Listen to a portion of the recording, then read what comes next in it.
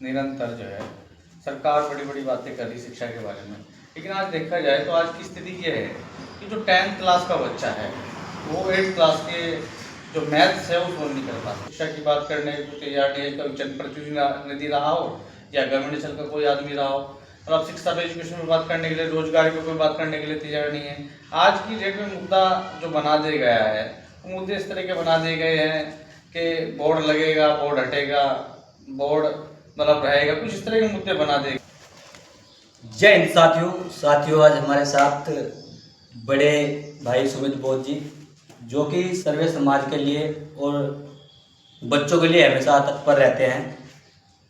एक मुहिम चला रखी है जो शिक्षा के माध्यम से गांव दर गांव बच्चों को शिक्षा के दम पर मजबूत बनाना।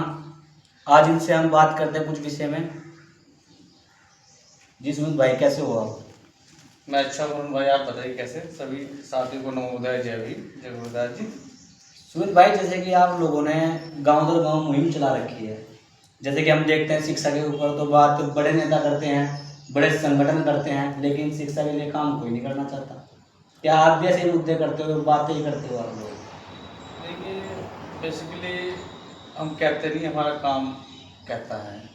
हम निरंतर जब भी हमें समय मिलता है, मैं पैसे से एडवोकेट हूँ, जब भी हमें समय मिलता है तो हम ग्रामीण एजुकेशन में जाते हैं। 8th क्लास का बच्चा 5वीं क्लास का जो मैथ की बुक्स है या एनीवे उसका जो सिलेबस है उसको सोल्व नहीं कर पाता।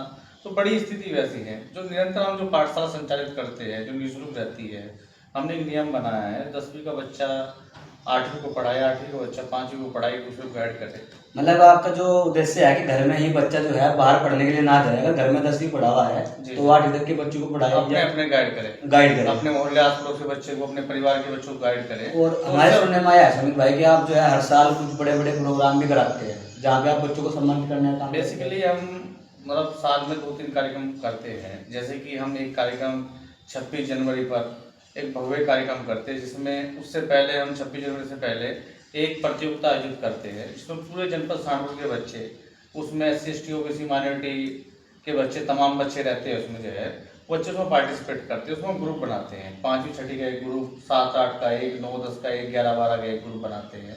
उसमें उनके सिलेबस के हिसाब से जो है उनको क्वेश्चन जो है देते हैं, पेपर उनका एग्जाम लेते हैं। उसके बाद उसका जो पेपर पास आउट करते हैं वो 26 जनवरी को हम करते हैं। उसमें हम बच्चों को साइकिल और जो है आपका मतलब स्टडी टेबल, मेज और वॉच वगैरह जो अच्छे अच्छे इनाम रहते हैं बच्चों को देते हैं, बच्चों को मनोबल बढ़े, कॉन्फिडेंस बढ़े बच्चों का। लेकिन सुमित भाई, जहाँ तक हम लोग देख रहे हैं कि आपको बच्चों को सम्मानित करने के लिए भी गांव दर गांव घूमना पड़ता है कि बच्चे जो 10th में 70% से ज़्यादा नंबर लाए हैं, उन बच्चों के नाम आपको ढूंढने पड़ते हैं गांव दर गांव जाकर।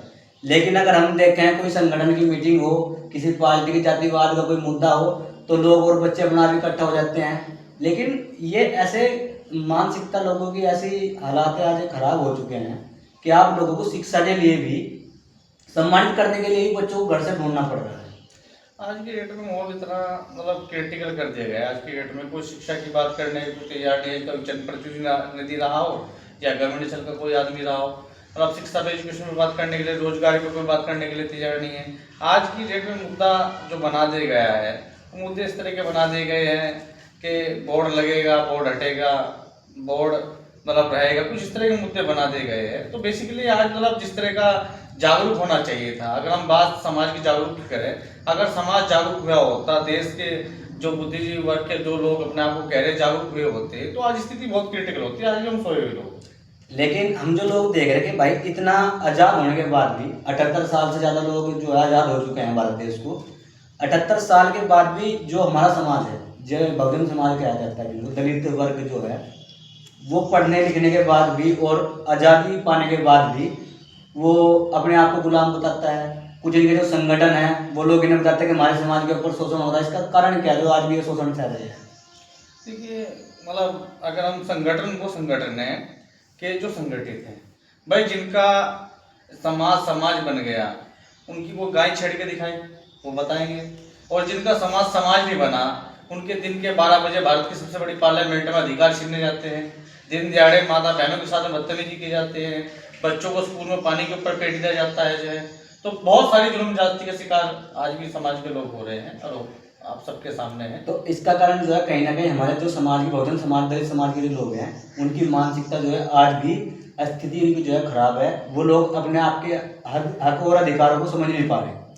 इसमें मैं सिर्फ इतना ही कहना चाहता हूँ कि बाबा साहब अम्बेडकर कह रहे हैं कि पढ़ा लिखा वर्ग समाज का आईना है, जैसे वो दिखेगा समाज जैसा दिखेगा। समाज का अधिकांश पढ़ा लिखा वर्ग जो है अपनी मौज मस्ती में मगन है। वो जिस ग्रामीण अंचल में पैदा हो उस ग्रामीण अंचल में जाकर काम करना नहीं चाहता। हमारी अधिकांश आबादी ग्रामीण अंचल में बसती है।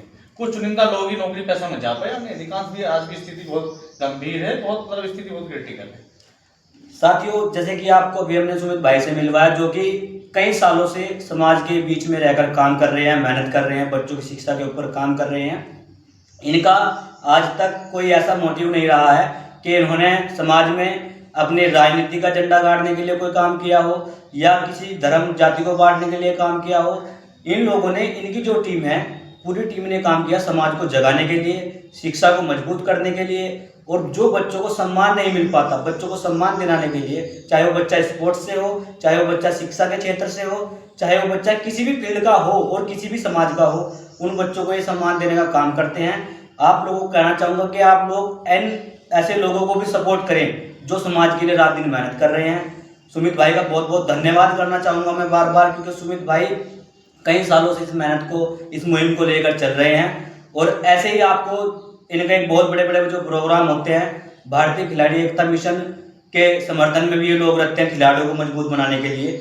वो सब आपको खिलाड़ी न्यूज़ के माध्यम से देखने को मिलता रहेगा। जय हिंद, जय भारत।